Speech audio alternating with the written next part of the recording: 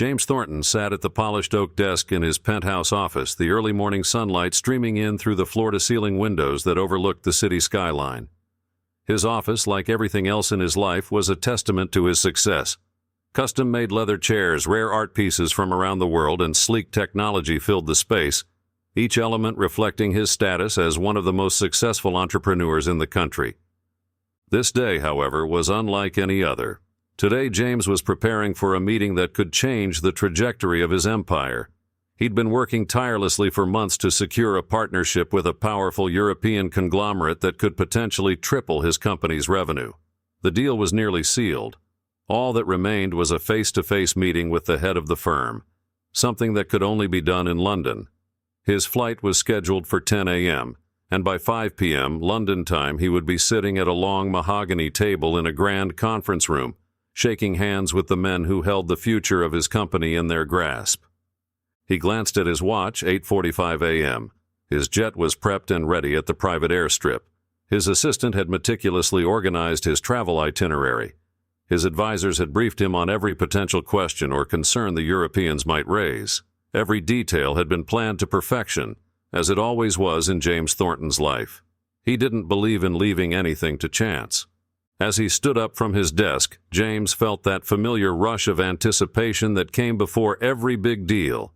He thrived in high-stakes environments, where the balance of power could shift with a single word. In these moments he was at his best, sharp, strategic, and unrelenting. He grabbed his briefcase, which contained the contracts and financial documents that would solidify his dominance in the European market. Just as he was about to leave his office, a soft but clear voice stopped him in his tracks. "Mr. Thornton, please wait." James turned around, his brow furrowed. Standing near the doorway was a woman he didn't recognize. She wore a white uniform that was unmistakably that of a nurse, though she wasn't someone he had ever seen before. Her presence was out of place in his world of corporate deals and private jets. "Who are you?" he asked, more curious than alarmed at first. There was no way she could have gotten past his security team without clearance. It was impossible. "My name is Emily Carter," the nurse replied, her voice calm but urgent. "You don't know me, but I've come to warn you. You cannot go to your meeting today. Please cancel your plans. If you don't, something terrible will happen." James blinked, trying to make sense of what she was saying. He was a man who lived by logic and numbers, not by warnings from strangers. His first instinct was to dismiss her entirely. There was no time for this. He had a flight to catch. "You must be mistaken," he said, already turning back to grab his coat. "I don't have time for this. How did you even get in here?" The nurse didn't move. Her expression was steady, her eyes filled with a strange kind of certainty that made James pause, even for just a moment. She stepped closer, her voice low but insistent. "Mr. Thornton, I know this sounds strange, but I'm not here by mistake. You have to believe me. If you go to your meeting, you won't return. I can't tell you how I know, but you need to trust me. Don't get on that plane." James could feel the cold fingers of doubt creeping into his mind, but he quickly shook it off. This was ridiculous. He didn't believe in omens or vague warnings from strangers. He was a man of action, a man who had built his life on making decisions based on facts and data, not fear. "Listen," he said, trying to maintain his patience, "I don't know what kind of game you're playing, but I've got one of the biggest meetings of my career ahead of me. There's no way I'm canceling it based on the word of someone I've never met." The nurse's eyes grew more intense. "You can't go. I know you're a man of reason, but please, if you do anything today, just this once, trust me. It's a matter of life and death. You will not survive this flight." James stared at her, a strange mix of anger and disbelief rising within him. "This is absurd," he said, moving toward the door. "I don't have time for this." Just as he was about to walk past her, she spoke again, her words more urgent than before.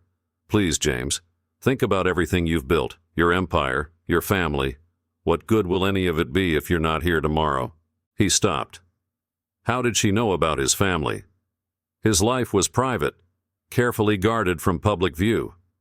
Only those closest to him knew about his estranged relationship with his wife and his attempts to reconnect with his daughter. And yet here she was, speaking as if she knew him personally, as if she understood the very things that kept him up at night. His mind raced. This couldn't be real. There was no rational explanation for how this woman had gotten into his office or how she seemed to know so much. But at the same time, her words gnawed at him. He felt a strange, unsettling sensation that he couldn't shake. Could she be right? Was there something he didn't understand? For the first time in years, James Thornton felt something unfamiliar, a deep, nagging doubt that clouded his usual certainty. "How did you even get in here?" he asked again, his tone more serious now. The nurse looked at him with an expression that seemed almost sad. "That doesn't matter. What matters is that you listen. I can't explain everything, but you need to trust that what I'm saying is true. You will not survive this day if you board that plane." James clenched his jaw, trying to push away the rising tide of unease. This was madness. He had a company to run, deals to close. He couldn't let the ramblings of a stranger derail everything he had worked for. "I'm sorry," he said, his voice colder now, more final. "I don't have time for this." And with that he walked past her, leaving the woman standing in the middle of his office, her warning echoing in his mind as he stepped into the elevator. As the doors closed, he told himself it was over. He would head to the airport, take his flight, and seal the deal that would expand his empire. But deep down, something had changed. The nurse's words, her calm insistence, and the strange familiarity in her tone, it all stayed with him, no matter how hard he tried to push it away. For a man who had always controlled his own fate, this was something new, something uncomfortable. And as his car pulled up to the waiting jet, James couldn't help but wonder for just a moment if he was making the biggest mistake of his life. James Thornton sat in the back seat of his sleek black Mercedes, staring out at the passing city streets, but his mind was miles away. The sound of the engine hummed softly, and the air inside the car was thick with the scent of leather and the faintest whiff of his cologne. His driver, Mark, said nothing, sensing the unusual tension in the air. James tried to focus on the deal ahead of him. He pulled out his phone, scanning through the emails and messages his assistant had sent regarding the upcoming negotiations. Contracts, figures, strategic points, all the things that should have commanded his attention. Yet his eyes kept sliding off the screen, drawn back to the conversation that had taken place in his office just minutes ago. The nurse's words still echoed in his head. "You won't have another chance, Mr. Thornton." He gripped the phone tighter, frustrated with himself for even thinking about it. This was ridiculous. He was not the type of man to get rattled by cryptic warnings, especially from a complete stranger.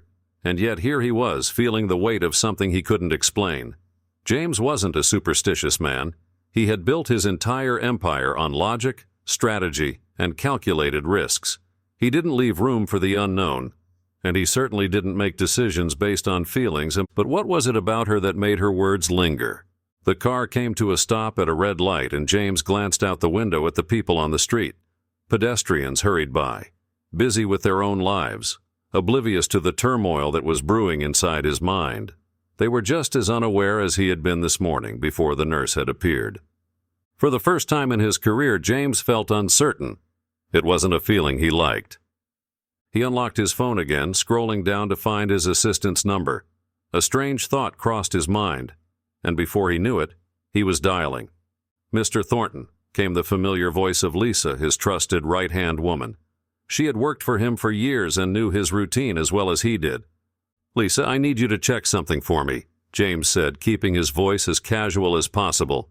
"Did we have anyone named Emily Carter scheduled to come by the office today? A nurse?" There was a brief pause on the other end of the line, and James could almost hear her frown as she processed the unusual request. "No, sir," she replied after a moment. "There's no one by that name on the schedule, and we haven't arranged for any medical visits. Is everything all right?" James hesitated.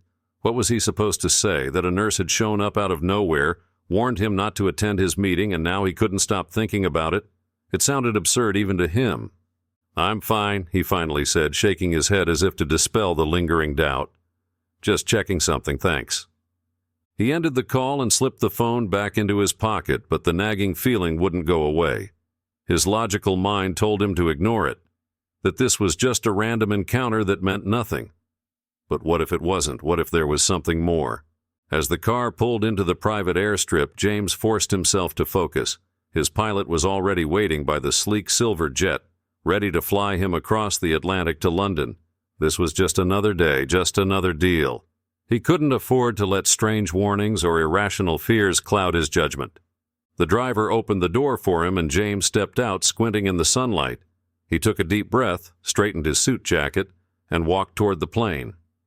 Every step felt heavier than it should have, and he had to remind himself again that there was no reason to feel like this. It was just nerves, nothing more. But as he reached the foot of the stairs leading up to the jet, his phone buzzed in his pocket. He pulled it out, half expecting another email or message from his team, but it wasn't. It was a text from an unknown number. "Do not get on that plane, please, James." His heart skipped a beat. He looked around, but there was no one nearby except the pilot and a few ground crew members in the distance. How did she have his number? The message could only be from the nurse, Emily Carter. But how? Who was she, and how had she found a way to contact him now?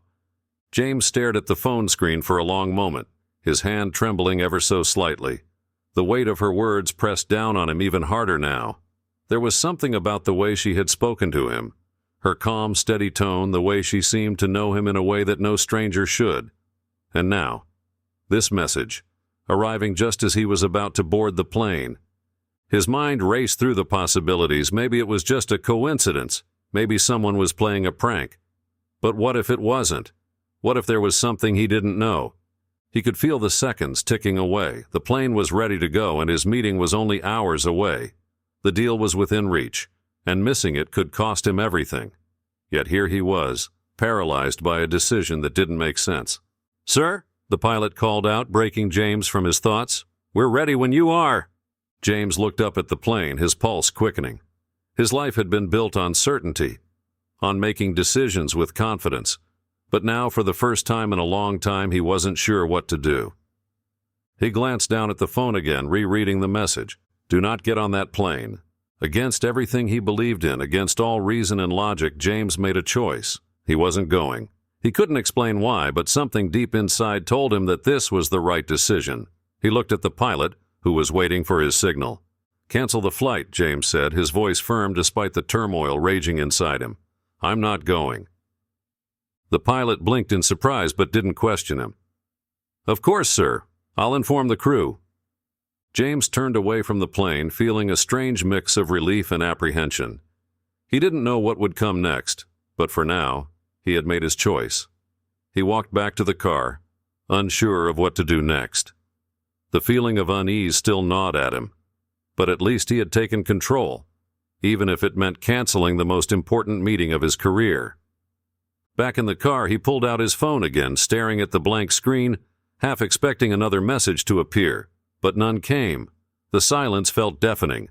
Hours passed as James returned to his penthouse, trying to distract himself with work. But he couldn't shake the feeling that something was happening, something he didn't understand. He replayed the morning's events in his head over and over again, trying to make sense of the nurse's warning, the message, the strange certainty that had gripped him. It wasn't until later that evening that the truth hit him like a freight train. James was sitting at his desk when his phone rang. It was Robert, his business partner, calling from London. James answered, expecting to discuss the deal and the fallout from his absence. But Robert's voice was different, panicked, strained. "James, thank God you're all right," Robert said, his voice shaky. "What are you talking about?" James asked, confused. "The plane, the jet you were supposed to be on," Robert stammered. It crashed, James. It went down just after takeoff. There were no survivors." James felt his entire body go numb. He couldn't speak. He couldn't think. The words seemed to hang in the air, suspended in disbelief. The plane, his plane, had crashed. And if he had gotten on it, if he hadn't listened to the nurse's warning, he would be dead right now. I canceled the flight," James managed to say, his voice barely above a whisper. His mind was racing, trying to process the magnitude of what had just happened. "You're lucky," Robert said, his voice still trembling. "I don't know how, but you're lucky, James." Lucky. That word echoed in his mind as he sat there, staring at the phone in his hand. It wasn't luck, though. It was something else, something he couldn't explain. He had listened to the warning, made a choice that defied logic and reason, and it had saved his life. But the question remained, how had she known? James sat in the quiet of his penthouse, the city lights twinkling outside the window. He was alive, but everything felt different now. He couldn't shake the feeling that this was only the beginning of something he didn't yet understand. The city lights flickered against the darkening sky as James Thornton sat in his office, staring at the phone in his hand. He had put it down, picked it back up, and set it down again several times over the past hour, his mind whirling with too many questions. The nurse, Emily Carter, had warned him not to board that plane. And then the text message, arriving just as he was about to step onto the jet, had driven her point home. The crash, it had happened just as she said it would. The jet was gone. The meeting in London was forgotten. And James, still sitting in his penthouse, was alive. But instead of feeling relief, he felt haunted. Something larger, something inexplicable was at play here, and he needed answers. The nurse, Emily Carter, had vanished after her strange visit to his office. No record of her existed, and now James felt the weight of her absence more than ever. She was the key to this mystery, and he had to find her. His first instinct was to mobilize his resources. James Thornton was a man with vast connections. He could find anyone if he wanted to. He called his security chief, a former intelligence officer who had proven himself invaluable over the years. The man's voice crackled through the line, steady and professional as always. "Mr. Thornton, what can I do for you?" James hesitated for only a second before responding. "I need you to find someone, a woman named Emily Carter. She was at my office earlier today, dressed as a nurse.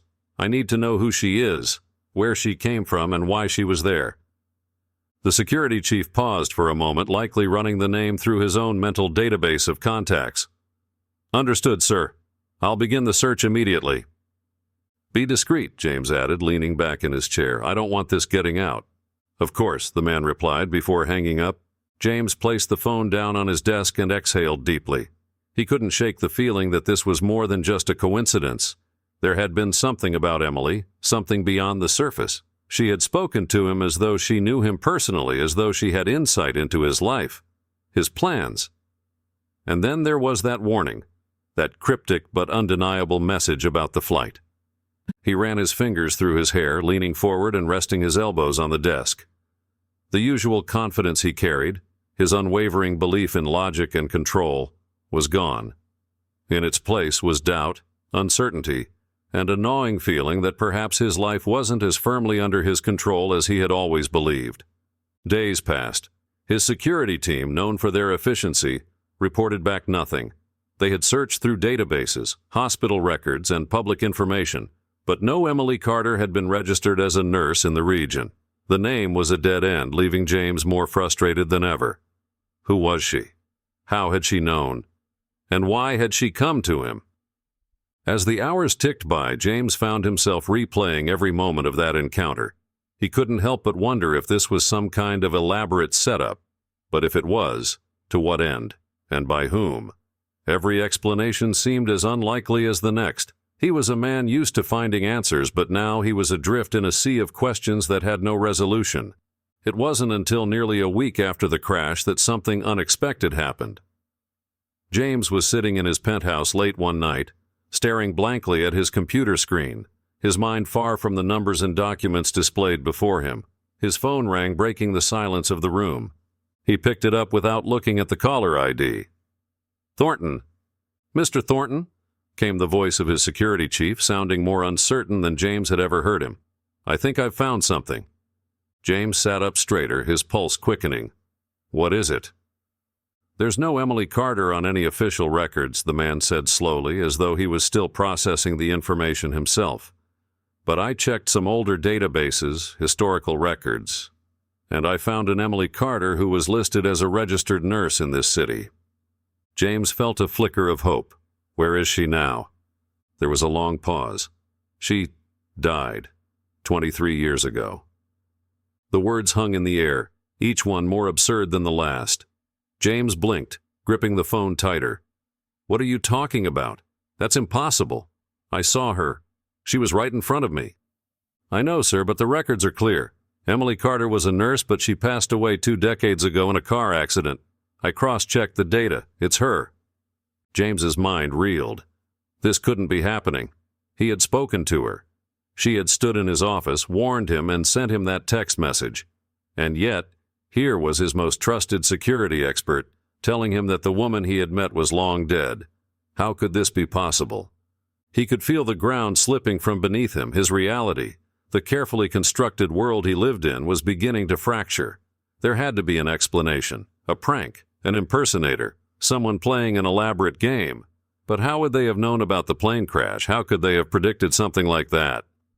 He could hear his security chief still talking, though the man's words felt distant, as if coming through a fog.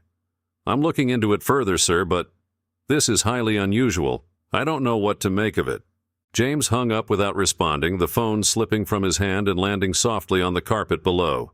He stood, pacing across the room, his thoughts spiraling in 100 directions. None of it made sense. A dead woman had come to him, warned him, and saved his life, but why? That night, sleep eluded him.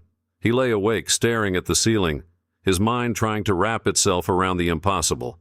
Every theory he could conjure seemed to crumble under the weight of the facts. How did someone who had died more than 2 decades ago show up in his life? The next day, he called off all meetings and remained in his penthouse, his mind consumed by the mystery. Time passed, and though he tried to resume his life, nothing felt the same. The confidence that had once been the foundation of his success was shaken. He began questioning everything, his decisions, his life's direction, and most of all, the very fabric of reality. Was Emily Carter some kind of ghost? A spirit sent to warn him? The thought was absurd, something out of a supernatural thriller, not the life of a hard-nosed businessman. And yet, the evidence suggested otherwise. He couldn't escape the fact that she had saved him. Whether she was real or something beyond comprehension, she had intervened in his life in a way no one else could have. One afternoon, James found himself wandering the city, lost in his thoughts. The busy streets, the honking cars, the faceless people passing by, all of it seemed so distant, so irrelevant to him now. He stopped at a quiet park, sitting down on a bench beneath a tree. The noise of the city faded into the background as he stared at the ground, feeling more disconnected from his world than ever before. What had his life meant before all this? He had spent years building his empire, amassing wealth, power, and influence. Every move he made had been calculated, deliberate. But now, with everything that had happened, he realized how fragile it all was. He had believed he was in control, that he could shape his future with sheer force of will. But a few words from a mysterious woman had changed everything. He had been saved not by his own intellect, not by his wealth or power, but by something unexplainable. James felt the weight of that realization press down on him. For the first time in his life, he understood that there were forces beyond his control, things he could never predict or anticipate. It was a humbling, even terrifying thought. But as the weeks passed, something inside him shifted. The mystery of Emily Carter was still unresolved, but James came to accept that some things would never have answers. He would never know why she had appeared or how she had known about the crash, but what mattered most was that she had saved his life, and in doing so, she had shown him something he had never understood before. Life was more than just deals and wealth. It was fragile, unpredictable, and sometimes it was touched by forces beyond logic and reason. He had been given a second chance, and he wasn't going to waste it. James Thornton's priorities changed after that. He reconnected with his estranged daughter, mending the relationship he had neglected for so long. He began giving back, using his resources to help others, driven by a new sense of purpose. The empire he had built was still important to him, but now it was more than just a testament to his success. It was a tool for doing good in the world. And as for Emily Carter, James never saw her again. The woman who had saved his life remained a mystery, a ghost from the past. But her presence, and the warning she had given, stayed with him always. In the quiet moments late at night or early in the morning when the world was still, he would think of her. He didn't understand her, and perhaps he never would. But he was grateful. Grateful for the life she had returned to him and for the lesson he had learned, that no matter how much control he thought he had, there were forces at work in the world that were far beyond his understanding. And sometimes those forces were the ones that saved us when we least expected it.